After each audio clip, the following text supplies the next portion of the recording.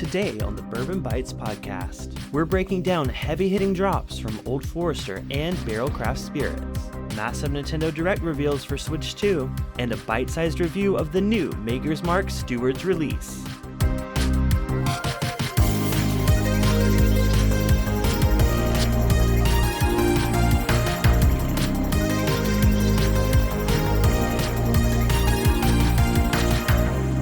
Hello everyone, and welcome to the Bourbon Bytes Podcast. I'm your host Clifton, and this is the week of Thursday, June 11th, 2026. Thank you all so much for tuning into today's episode. There's been a lot of new whiskey news over the past few weeks. I feel like every time I sit down to record one of these episodes, I have to pick and choose which stories to feature because there are so many of them. But today I selected some of my highlights for the week. If there's anything else you ever want me to cover, feel free to leave it on our Discord server. I have a whiskey news channel there where you can post up all the latest whiskey news. I'll be happy to talk about it. But today we are distilling it down to a few of the top news stories this week. And of course, a very special review of the new Maker's Mark Steward's release for 2026. But before we get to that, we got lots of announcements. The first of which comes to us from Old Forester. They just announced their 2026 President's Choice releases. And like last year, they're going to do two. They're going to do a bourbon and a rye. These are going to be available starting on June 13th, so this weekend ahead of National Bourbon Day. They say that these are inspired by private single barrels offered in 1964 by former Old Forester President George Garvin Brown II. This time, each barrel is aged between 7 to 9 years old and bottled at proof points ranging from 110 to 125, and they're going to be available for a retail price of $225. Now, if you're lucky enough to be in person at the distillery, they are dropping these 10 a.m. this Saturday. They're also going to be available at their online store at shop.oldforester.com for shipping to states where it's legal. Now, I've personally not had a chance to try any of these President's Choice bottles, but I've heard they are the cream of the crop when it comes to Brown-Forman distillates. So if you are lucky enough to get them, let me know how they are and how do they compare to last year's release. Like I said, last year they introduced the rye to the lineup, so it's good to see them continue that tradition. I think Old Forester rye is one of my favorite ryes that have hit the market recently, and getting some very old barrels of it sounds incredible. Speaking of Barrell Craft Spirits just announced their limited edition Toasted Seagrass bottle. Yes, you heard that right. The Seagrass whiskey that is the crazy American and Canadian rye whiskey finished in Martinique rum, Madeira, and apricot brandy casks. They are doing an additional 36-month toast on it in Grand Cru Toasted American Oak, and they say this expands the flavor spectrum in an entirely new direction. They say it brings greater depth and integrates its layers of complexity. Y'all know I love Barrell Seagrass. Funny enough, I actually mentioned Seagrass during my live stream last week. I had a few bottles of Stellum Black, Bourbon, and Rye that I got at a crazy good discount price of 75% off. I reviewed them based on their retail price and the discount price. If you missed that live stream, check it out, youtube.com/bourbonbytes. But one of the ryes reminded me very, very much of Barrell Seagrass and what I loved about it. So getting a chance to try that at 75% off retail was incredible. But this one is going to be a premium version of Seagrass. And by premium, I mean this is ultra limited. They're only making 350 bottles of it, and it's going to go for $199. As someone who's a fan of regular Barrell Seagrass, that actually sounds like not that bad of a price. I mean, yeah, it's $100 more, but with it being so limited of a production, that's pretty crazy.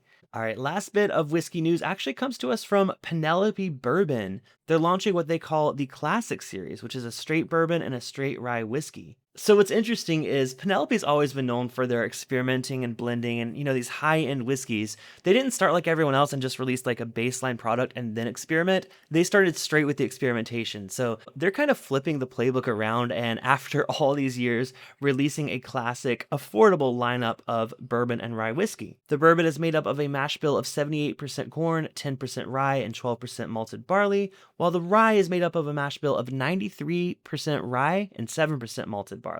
Both of these are bottled at 92 proof and available, like I said, at a really good entry-level price point.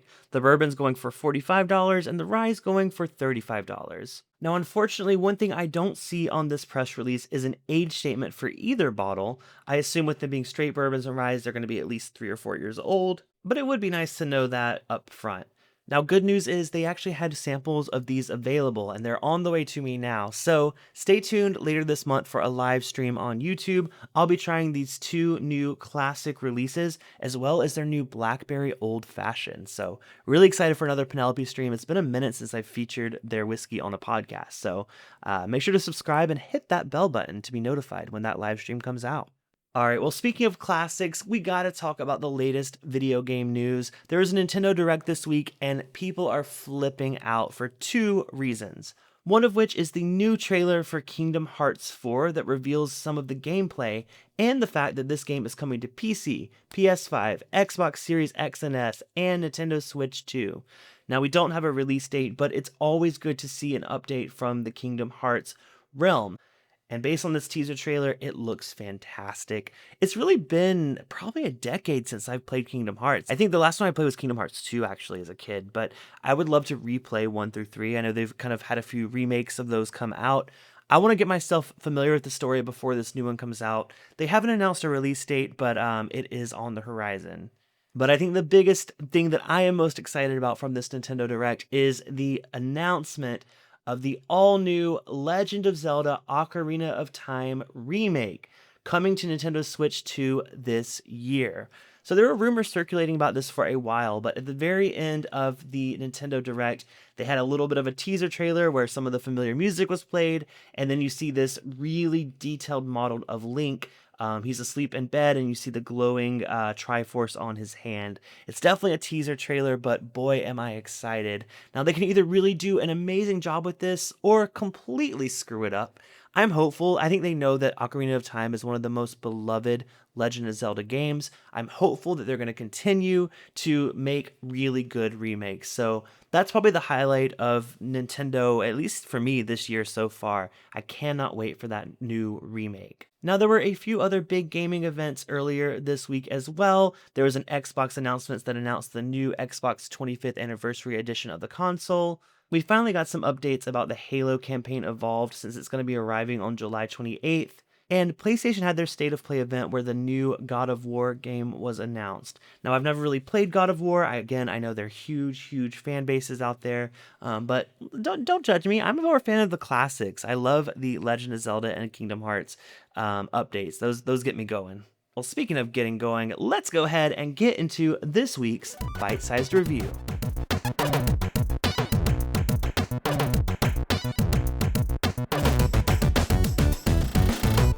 All right. Well, as I mentioned at the top of this podcast, this is the new Maker's Mark Wood Finishing Series release.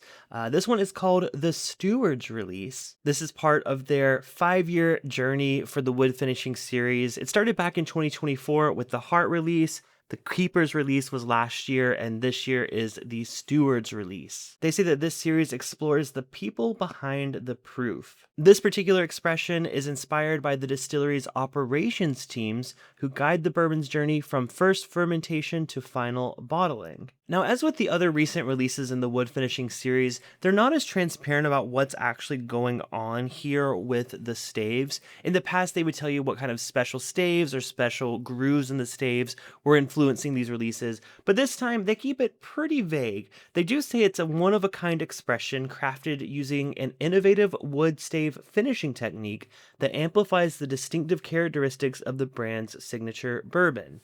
So that's all we really know about it. Now, it sounds like there are two different batches of this that were put out. One was coming out at 59.4% ABV or 109.6 proof, and the other is at 56.65% ABV or 113.3 proof.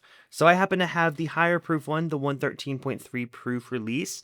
They both came out in March of this year, and the suggested retail price of them is $74.99. So pretty on par with the other Maker's Mark wood finishing releases. I still have yet to try these side by side to really see how different they are. I just tend to see them as really good expressions of kind of like the Maker's Mark private selects that we see. You know, they don't tell you necessarily what the staves are, but they're really good just overall additions to the lineup. And for $75, it's a bit steep compared to some other Maker's Mark, but it's slowly creeping up across the board. So I think that's a decent price for a one-off release every year. But let's go ahead and give it a bite-sized review, starting with the nose.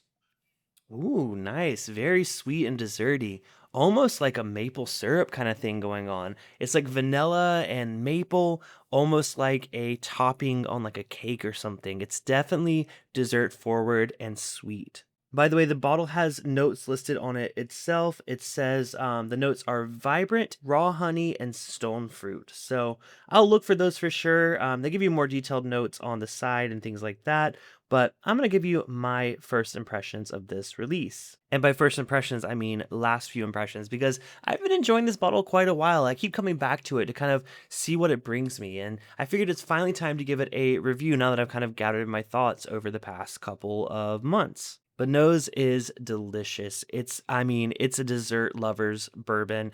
I hope that it will follow through on the palate. Let's go ahead and give it a try. Cheers. Hmm. Interesting. Okay. So let me say this. It's not nearly as sweet on the palate as it was on the nose, but it's still in the realm of like a dessert shop. Like I'm getting a little bit of a very toasted pie crust or even a little bit of like a waffle cone.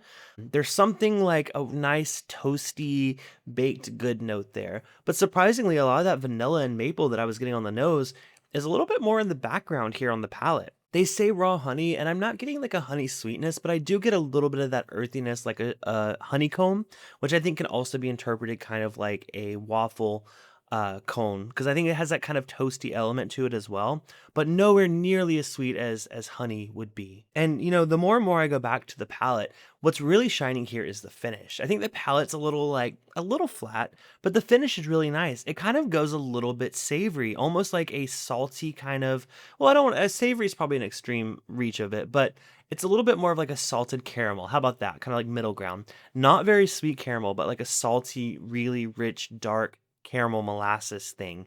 Not confectionery sugar, not, bright sweetness, but definitely darker, a little bit salty caramel. And they say stone fruit. I mean, I kind of get a little bit of, honestly, weirdly enough, it's peach, but it's like peach cobbler, like cooked down peaches. But again, it's not sweet. It's like you're getting that fruitiness from it, but not the sweetness. You're just getting like a hint of fruitiness with that salty kind of caramel thing. Thinking back on all my notes, like what I say on the nose, I was like maple and vanilla. On the palate, I was like waffle cone, and then on the finish, I'm like salted caramel. So it's like this sounds like something I might order from Salt and Straw. It's like a salted caramel ice cream cone, but not overly sweet. I mean, I dig it. It's an interesting flavor profile. It definitely doesn't taste like other makers I've had before. I'm pretty sure if you blinded me with this, I don't know if I would say it's a maker's mark, just because it just has such a unique flavor profile that I've not really seen on other releases from this wood finishing line. Overall, this is a solid addition to the Maker's Mark wood finishing series. Is it my favorite? Probably not. I think these have kind of been pretty average since they did things like the RC6 or the SE4 PR5 that came out a few years ago. I think those were way more interesting releases, but I do love a good tribute bottle. I love a fair price and relatively good availability. I found this at my local Total Wine, so not hard to find at all. But in terms of score, I like to just give one score across the board for my bite-sized review out of 10.